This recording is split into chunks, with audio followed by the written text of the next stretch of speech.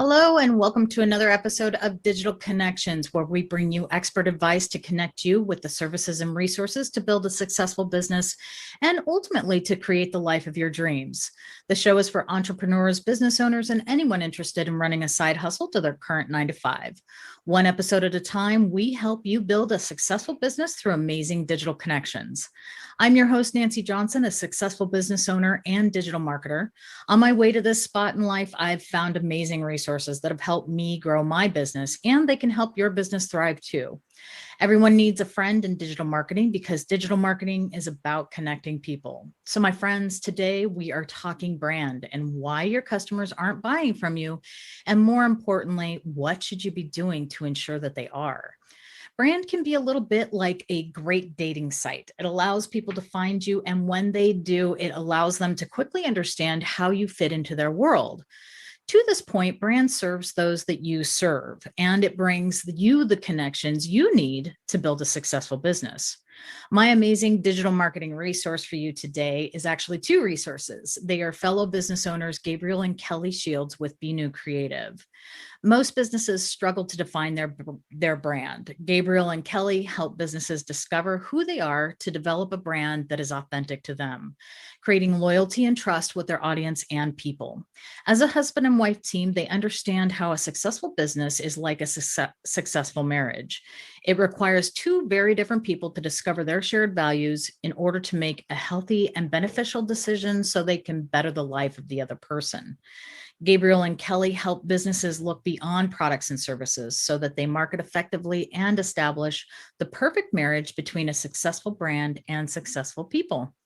So here to talk to us about how to get from the dating site to the marriage with your brand is Gabriel and Kelly. Welcome to the show, you two. Hi, Nancee. Good to see you again. Yeah, you guys too. So before we jump too far into our topic today, could you tell me a little bit more about your agency and about how you ended up focused on brand and kind of what attracted you to this part of marketing specifically? Absolutely. We noticed that a lot of other marketing agencies were really more focused on the graphic design piece. And even when we started this business actually developing websites for people, and quickly realized that we were getting hung up on this piece of they didn't really have any defined messaging. They didn't really have any defined values that they were trying to present to the customer. And so as we were trying to build a website, it was like that blind date that you discussed. It was kind of like trying to get somebody for a date, ready for a date that they had no idea who they were trying to attract. So we were like, we need to figure out how to essentially put these things together. Like, who are you and how do you want to present yourself to the right people so that when you go on that customer date that you're attracting the right people? Don't go to a Olive Garden for waffles. You know what I mean? So we need to figure out how do we make the right recipe for those people. Man, I'll tell you, I love Olive Garden. I do too. But you can't get waffles there, unfortunately. No, that's true. That is true. Well, so our subject today is really basically about why people aren't buying from you. And as I alluded to, brand plays a significant part in this. But sometimes I think business owners just don't fully understand what brand really means. So I thought maybe we could start there. Absolutely. To kind of unpack that a little bit, we have this mantra that we say a lot, which is marketing is not your message, branding is your message. And I think that really helps to solidify that.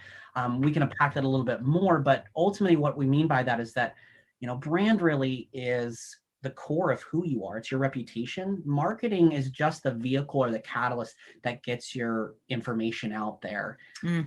Right. And yeah.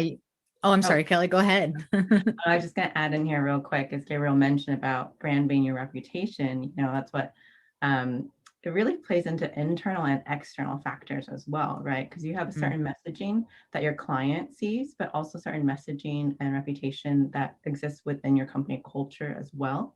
We also like to add in that you can't be successful externally without being successful internally. So while your client sees you from the outside in, you actually need to build your brand from the inside out. Yeah, absolutely. The only thing I'd add to that is that, it's as much about having successful relationship and interaction with your customers as it is your team. Mm-hmm. And those two Mhm. things, they interplay to create a company and a consumer culture. And then those things interplay with each other to create brand.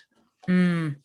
You guys bring up such a good point. In fact, it's exactly why we all met, because I needed a brand specialist for my folks, because they were coming to me and they really didn't understand their brand at all, and you cannot market until you have a clear understanding of what it is you're trying to market, Certainly try, but it doesn't work.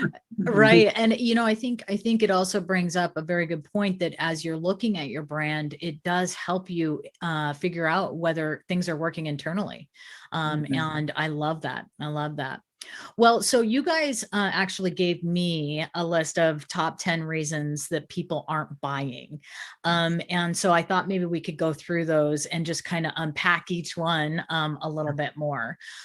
So let's start with number one. So jumping into marketing without a clear understanding of what you do or what you truly offer. Yeah, absolutely. This is a big one. We unfortunately see all the time, even with big companies, that the idea is really, and this kind of goes into the next one, I think pretty well, is that a lot of times people, they're trying too hard to just attract everybody rather than knowing who the right people are. And so, but that's partially because, like we talked about dating analogy, if we're looking at brand as a person and you're going on that blind date, we all know that person, that we've all had that person in life, that we love them to death, but they don't have a clear understanding of who they are. They don't have security in who they are. And so they go on date after date after date, and they change themselves to fit the mold of everyone they're dating. Yeah. And even when they are successful meaning that they maybe get a date and go in a relationship, the relationship ends up badly because the person finds out that true, authentic person that they thought they were getting is not actually, and they're saying that person kind of has this multiple personality disorder because they're this way with you, they're this way with the next person, they're this way with the next person. So there's no way to trust or have any loyalty with businesses like that, because they're effectively saying, look, we don't care about you, we care about us. We're just saying whatever sounds good because money is our value. And that's not a good place to be. No, it really isn't. What is it? What is it they say? If you're selling to everyone, you're selling to no one, because you can't do it all. Yeah. So number two is that you haven't defined your values. And you're right, they roll in well together. Yes, absolutely. So what we mean by this, because people often hear values and they think like a value brand like Walmart, and that's not what we're saying. Right. Actually, in fact, if you know your core values, you can actually increase the quality. Sometimes you increase your margins, you increase your costs because you're offering more actual value to the customer. So what we mean by values is essentially this: behaviors stem from beliefs. So if you don't know what you believe as an individual or a group of individuals, a company, you won't know what decisions to make when it comes time to do marketing. You'll just follow every wind of change. I always like to tell people that if you don't designate what your core values are, by default, fear is going to become that value, because you're always going to be looking. I mean, businesses need to make money. That's a reality. And there's nothing wrong with money. Money is not the root of all evil. It's the love of it, right? So if we come from a place of, I need to increase my revenue to help my people and to give better value to my customers, then you're essentially looking at what are those values that I'm actually pursuing. If you're not pursuing those, when you start to look at those quarters that aren't doing as well, all of a sudden the panic sets in, the fear sets in, you're not sure what decisions to make. And so that fear drives it. You go, what trend do we need to follow right now? So you don't have that message crafted. And if you don't have you crafted, then you're just going to change with every cultural wind that comes through. And that costs a lot. That is so true. And I think it kind of goes back to that, if you're not valuing what it is that you value and ultimately who you are, then you'll be constantly fearing because you're not being authentic to yourself. And it's so true for a company as well. Yeah. So number three is your messaging isn't clear. Yeah. Kelly, do you want to talk a little bit about clarifying the message and how that fits into the value piece? Yeah, touching just briefly back on the value aspect too. Um, it's very common that businesses might pick 6, 8, 10 values. Mhm. And after a while, that can actually lead to a bit of confusion, right? Like sometimes they compete with each other. So it's really Mhm. about honing this down and really understanding what do you really value? What, kind of decisions are you really trying to make? Because with values, you're supposed to be able to live them out.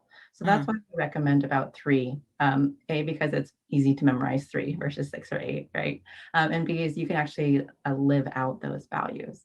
And so with that, that helps really focus down that messaging and clarify what you guys actually do. Mm. Um, Another way to kind of think about it in networking even, if you meet up with someone and you want to connect with them later, and if you just give a generic response of like, just let me know if there's anything I can do for you, well, most likely that person's never really going to remember your name, right? But instead, if you say something more specific, like, hey, if you want me to look over that article you just published, if you want me to share something, or give it a more specific thing, you become known for something, and Mm. then people know that when they have that problem, they can go directly to you. Yeah, and something I will add to this is something that Kelly alluded to earlier, which was the fact that your brand is a combination of internal and external factors, right? So Mhm. people look at your brand from the outside in. They see the logo and the colors and the photos and the social posts and all that, but we're actually communicating from the outside or from the inside out. And so when you have those core values established, what actually happens too is that you unify your team. This actually helps to create a singular message. Yeah. There's nothing worse than actually bringing people onto your team who absolutely have no idea how they fit into that organization. Mhm. Then they try their darndest to make decisions that they don't have decisions for. The C-level people, the C-suite people get mad at them because they're not delivering something that's ethereal and not concrete. And then that person gets disgruntled and go, why am I here? And then Mhm. because brand is a reputation, if you've ever seen those people that work somewhere, we actually have something like this in town, that there's a company that used to innovate really well. And now everybody that works there grumbles of how horrible a place is. Well, from a brand standpoint, I'm hearing that this is a terrible company. I'm not going to want to buy from a company that makes their employees feel like they're pigeonholed into a spot where they can't create, can't innovate, and can't express themselves. Now, there's a limit to that, obviously. You don't want everyone. That's why it's all about unifying, bringing in the people that likes attract likes, and opposites don't actually attract. If you're sitting across the table and you're asking somebody, why do you want to be part of this organization, and you're going to hire them, and they're saying, well, I really believe that delivering a great product solves this specific problem, and I really want to be a part of that. Well, then you can go, great, actually our values are XYZ, our mission is this, welcome aboard. If they come and they say, I just want to make money, or whatever it is, or I just needed a job, then maybe it's time to vet that person, because they're probably not going to like working with you 6 Mhm. months down the line when it's not new and fresh anymore. Sure. And they're not going to support what you're doing to their best ability either, I think, And so number 4 then is, and this one's interesting because I don't think, some people don't understand what tone is, but you have an inconsistent tone. Yes, yes. So this is something that's very interesting. There are 2 types of tone. There's visual and verbal. Now, we're all very familiar with the verbal side, right? We've all been teenager. We've all heard mom or dad say, Gabriel, Quinn, get in here, like, okay. Now, but here's the funny thing. Imagine that my sister tried to use that same tone with me. I'd laugh at her because if my dad says it, I'm running, there's authority behind it, right? So he's got a branded authority. If I'm dad, you're in trouble. There's that tone there. Where if my sister says it, it doesn't fit the brand persona of sister. I'm just going to be like, okay, whatever. I don't respect you. So to put this in a business sense, that the verbal tone is figuring out what the brand personality is. So I always use this example, Geico versus Allstate. They sell the same thing, but they're dramatically different. You hear their ad on the radio or on TV in the next room, you don't even have to see it. Yeah. When it's Geico, when it's Allstate. Geico's that guy that you can have a beer with. Allstate's the guy you trust your kids with, or go and, borrow a cup of sugar if you run out, right? But if Allstate started to try to be like jovial and funny, you'd be like, this doesn't feel right. And if Geico got super serious with you and sat down and like, wanted to talk, super stern and serious, you'd be like, this doesn't, where's the joke? Where's the punchline? Waiting for it. So with brands, they need to understand, what are my values? How am I going to express those values tonally and consistently so that the people that I'm trying to attract will relate to that personality, and not switching it, not having it different on every platform. Same with your visual. So, if you look at, two photographs and one is super dark and moody and one is really light and really bright, then if you're a really, really friendly company and you're using really dark lit, moody photography, you're going to be setting the wrong tone for when people, and at the same time, if you're trying to be that edgy, if you're Harley Davidson and all of your photos are really bright and like, you're going to be like, something doesn't feel right here, like, aren't they supposed to be gritty and kind of like against the system, like, why is it all bright and pink, like, so. Yeah, I just had an experience of watching a new H&R Block commercial and I was horrified. I was like, I am never doing business with them again. They've got people dancing around and, they're doing musical numbers. And I was like, okay, I really don't want somebody doing a musical number while they're thinking about my taxes. It's just right. It's so true. They can deter you, and that is how you can lose customers. Because example, like a law firm, right? You'd expect them to be very professional and to take, what you're bringing to them very seriously, right? You expect that sort of tone. But if you go in there and there's just like, garbage everywhere and they're just kind of casually doing their own thing, you'd probably say, this is not the right place for me. Right. So it's very important that tone matches the brand personality. Yeah.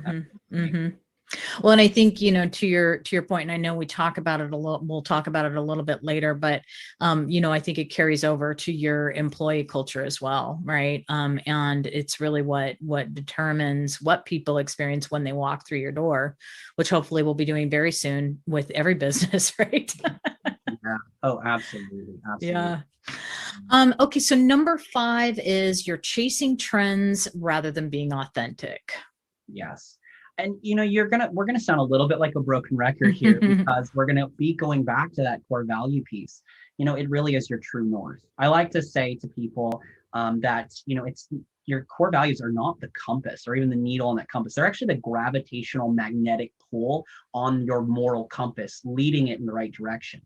So when a trend comes along, you have to question, does this make sense for the direction that we're trying to take the business? Just because it's the new hot social media platform that's emerging doesn't mean your core customers are there and doesn't mean that it supports your core values. I'll give you a real world example of our company. Imagine a lot of the listeners here probably heard of Neil Patel, and I know Nancee heard of Neil Patel. He's awesome. He's incredible. And a lot of his advice I pay attention to because he's smart. He knows what he's talking about. And for us, one of our core values is the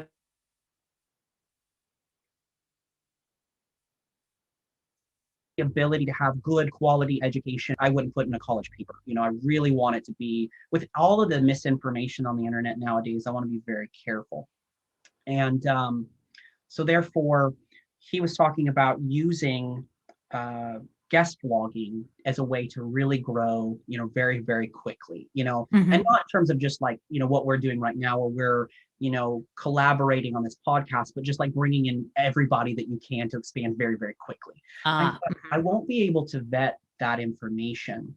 And we had a social media person, Hannah, who was amazing in the beginning, that I had actually written, she interviewed me for the blog, and then I had her go and write based on the stuff that we talked about. And we talked about the 10,000 hour rule. Well, turns out that's been debunked. And because she knew our core values as a contractor, as an employee of the company, she came back to me, she said, did you actually know that's been debunked? And I said, thank God, you know, like, thank God we had this conversation, because I would Mhm. have really, and she actually was able to offer alternative information that we could put in there. But imagine she didn't have those core values to go off of. And imagine that I put that out there and somebody came and read that and went, that's not true. And then Mhm. they're looking at us as like, we're not reputable. You know, if somebody, and information does upgrade and change. So if somebody reached out Mhm. to me and said, I read a blog that you put up a year ago, did you know that's been debunked? I'd be like, thank you. I'm going to change that as soon as possible, you know, because I want my information to be highly vetted and highly reputable, because I think it's important for having people actually have the right tools to grow Mhm. their business. I don't want to just say whatever makes me sound good. Right. Right. And some of the issues too with trends is not only can they be confusing to your customer if you keep switching on them, but really it's actually more distracting for you as Mm. you operate your business, because then you put time and resources into something that really may not have a good return on investment. Mhm. hmm That was exactly what I was going to say, because I'll tell you, in marketing, we watch it all the time. You know, people just making investments in the latest and greatest, the hottest thing, like a podcast.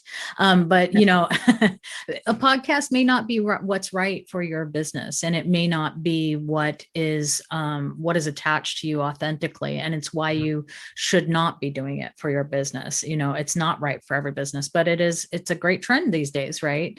Yeah. So you have to look at those things, because you can end up wasting thousands and thousands, tens of thousands of dollars. So, Yes. so true. Yeah. So, Mhm. and, you know, Mhm. if you are on every platform, you know, especially when you're in the beginning, like when you're, you know, Nike, you've got a bigger team to be able to experiment a little bit more. Mm. When you're that small mom and pop Yeah. that's just starting out, and you're hearing, and I hear this all the time, marketing people tell them, like, you need to be omni-channel. You do need an omni-channel approach. I think that is good, but at the same time, omni-channel approach at the expense of you being able to actually get stuff done, honor your team and honor your customers is not Mhm. good. Just so, you know, if there is one platform that makes more sense for you and you can Mhm. really invest in just that one platform, grow into an omni-channel approach. Don't just go there because everyone said, like, you need an omni-channel approach. You don't need it from day one. What you need is Yeah. consistency and responsibility and relationship and a good reputation. Once you grow your team and once you grow your resources, sure, find the next thing that makes sense for you, but don't just jump in. Like, it's not a deck of cards thrown on the floor and, you know, let's just pick everything up, you know. Oh my gosh, so stressful for business owners and for the Yeah.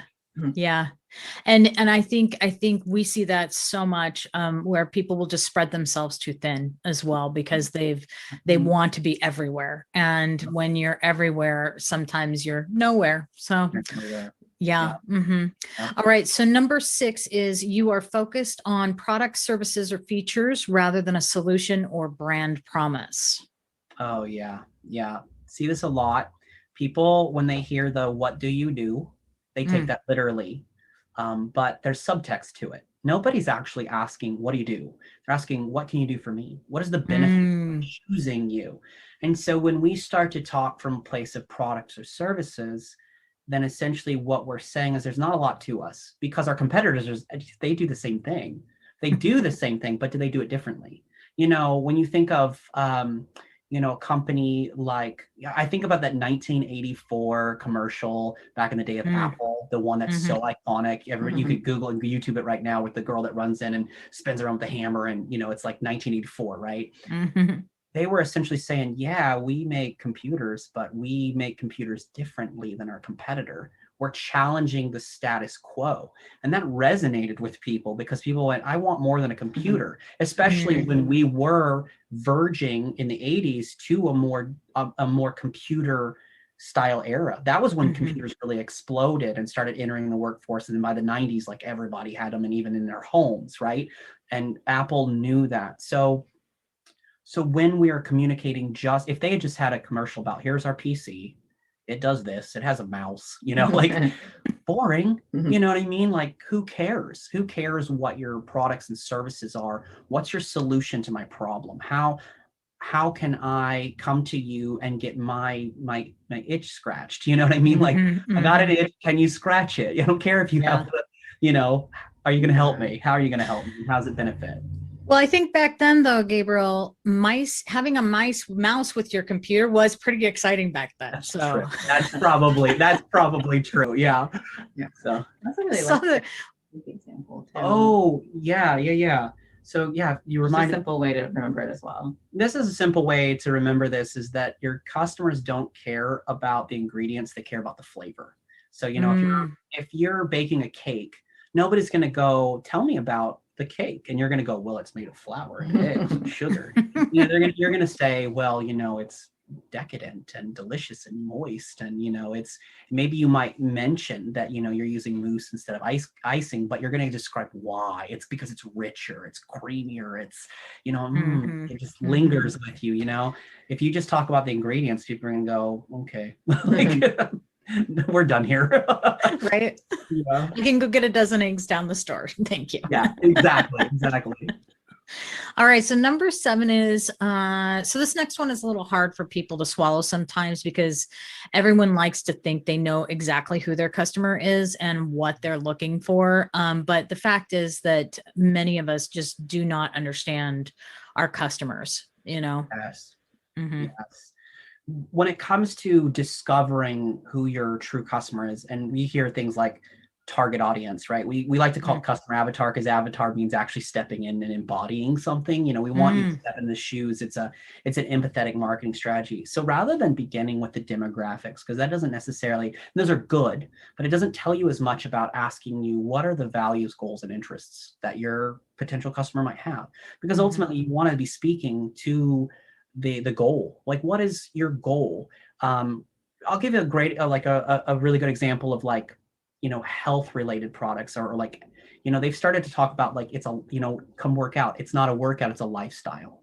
And, you know, when they did this a couple of years ago, probably 5-10 years ago, kind of repositioned it from, you know, whether it was weight loss or building muscle, into like, what is your goal? What is your life? This is a lifestyle goal. So they started talking about, you know, overall, what are the goals, and learning about the interests, and learning about the overall values that the people have, because it went beyond just, let's sell you a product, right?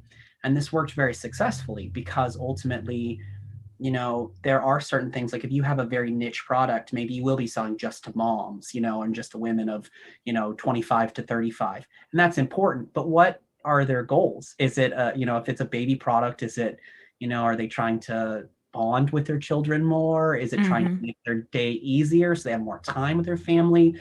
You know, it's not as much important about the overall demographic, but looking at those values and interests and goals, and saying, how do my core values align with that? And how can I talk from a place of value where they hear it and resonate and go, oh, that's what I'm looking for. They get me, they understand me. That reputation is something I want to join into.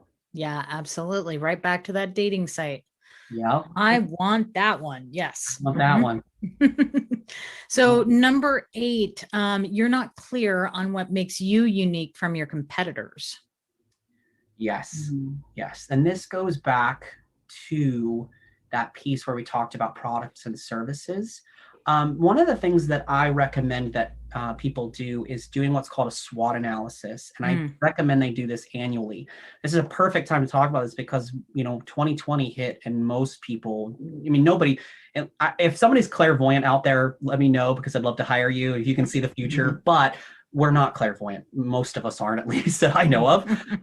And so we can't predict these things. So with a SWOT analysis, what you do is you look at the strengths and weaknesses of your company versus your top 3 direct competitors. And sometimes you look at indirect competitors, because you want to make sure that they're not going to become more of a threat. But you're really looking at that. And then you're looking at the opportunities and threats of the market. And then what you do is essentially you look at your business and go, how can I make my weaknesses strengths? How can I outdo the competition? What makes me unique? For instance, when we first got on here, we did that, and we realized that a lot of branding companies just mean, I'll make you a logo, I'll do your colors, I'll design an ad for you. They were design agencies. They're not branding agents. Branding is not design. I mean, design is a part of brand, but brand isn't design. It's like every dog's a puppy, or every puppy's a dog, but not every dog's a puppy, right? Every design is brand, but not every brand is design. And so when we did that, we realized that if we started with the strategic pieces of Mhm. brand, then we had something special. And that's Yeah. what we recommend for anybody listening is do that SWOT, look at your competitors and say, what am I doing differently? Or what can I do differently? Mm-hmm. Mm-hmm.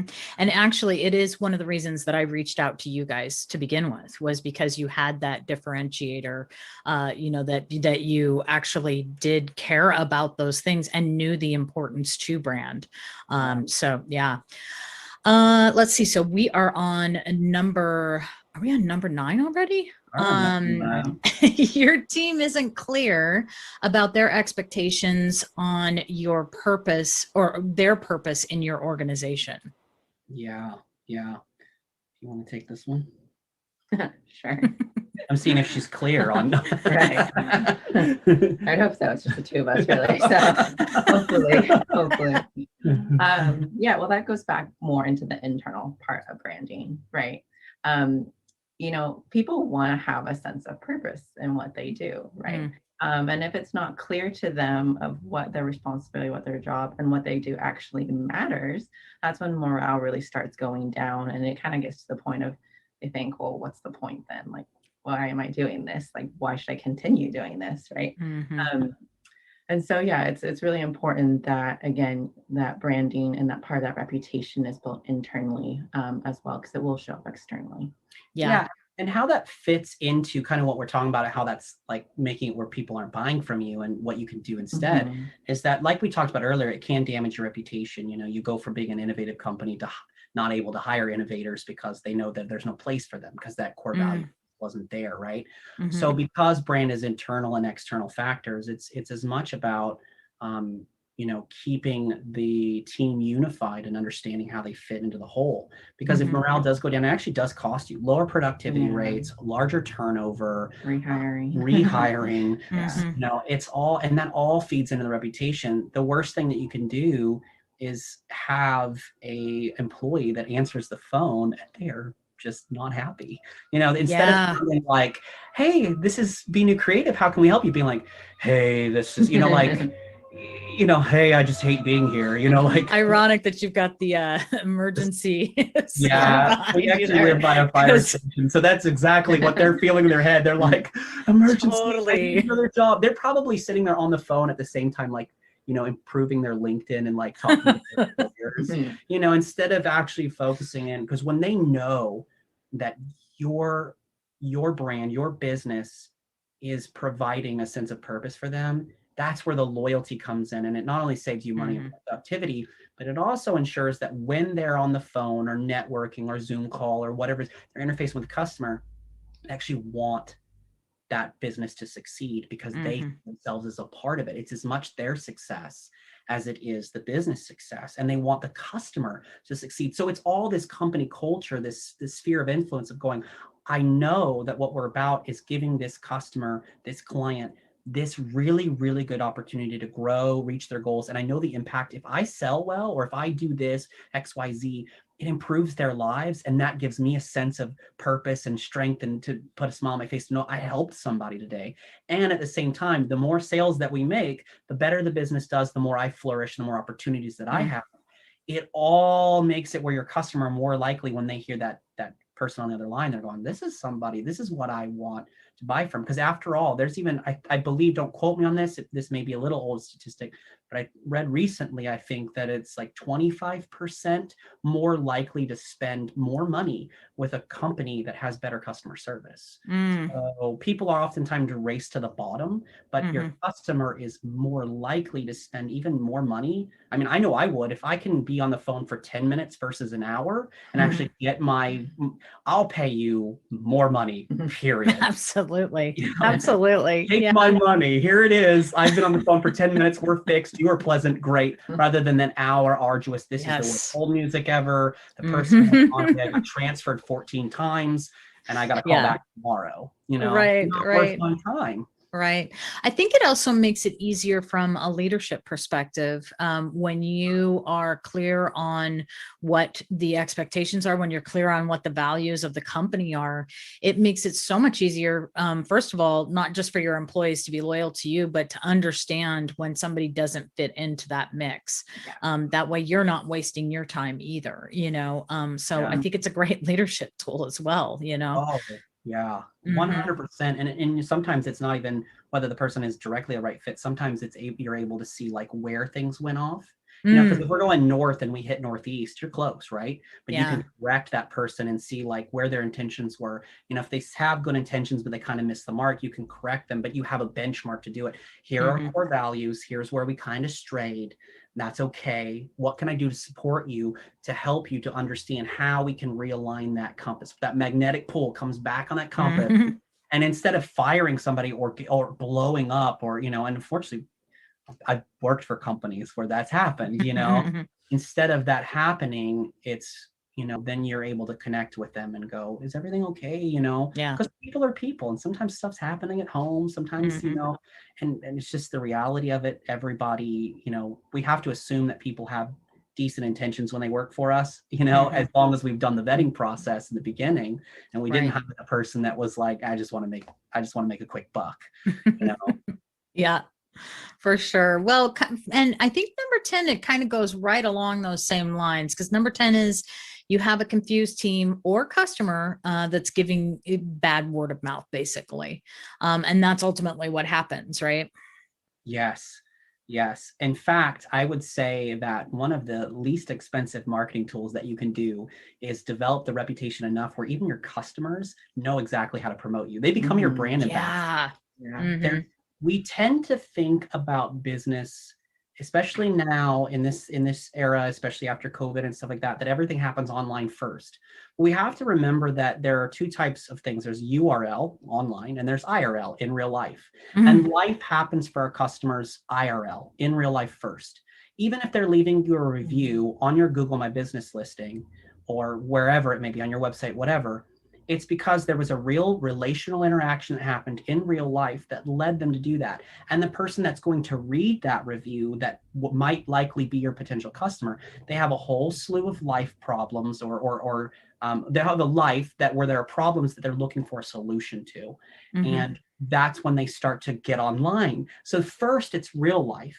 And then it's let me look online to see if I can introduce something into my life that will better my life and inform my buying decisions. So creating brand ambassadors is all about focusing on core value, relationship, reputation, brand personality, making sure those things are consistent with a unified team.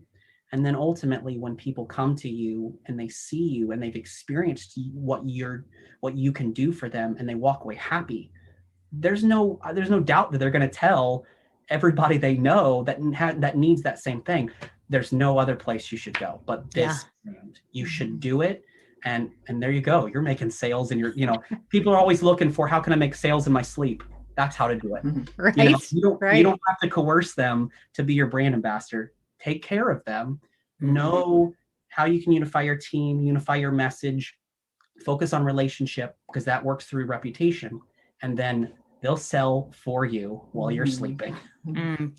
And that is exactly why you guys came to this show, because I strongly believe that is what Benu Creative is about, is helping people build those relationships and making those connections. And really, I mean, ultimately, that is why we created this show, was to help people understand how to do that successfully. So we are just about out of time, but I do want to leave my listeners with our digital marketing tip of the day. Today, most search engine optimization is centered around Google's algorithm, which rely heavily on the great content and company engagement that is won through the distribution of that content. Despite what most of the world sometimes seems to think, Google is actually very interested in promoting great businesses. They want you to find what you're looking for. They want you to make great connections so that you continue to use Google. Knowing this, make sure you have a solid content strategy. Look at what you're putting out there today and make sure to keep it fresh, unique, and to the point, and you will see it pay with new customers through your door. So I want to thank my guests, Gabriel and Kelly Shields with Benu Creative, Creative. You can find them at benucreative.com. That's BENUCREATIVE.com. And please make sure to follow us, subscribe, and like us wherever you get your podcasts. And feel free to reach out to me directly at nancej@digitalconnections.us. That's NANCEEJ@digitalconnections.us. You can find this episode and previous shows along with contact information for all our guests on our website at www.digitalconnections.us. Have a great week and tune in next time for another amazing digital connection for your business.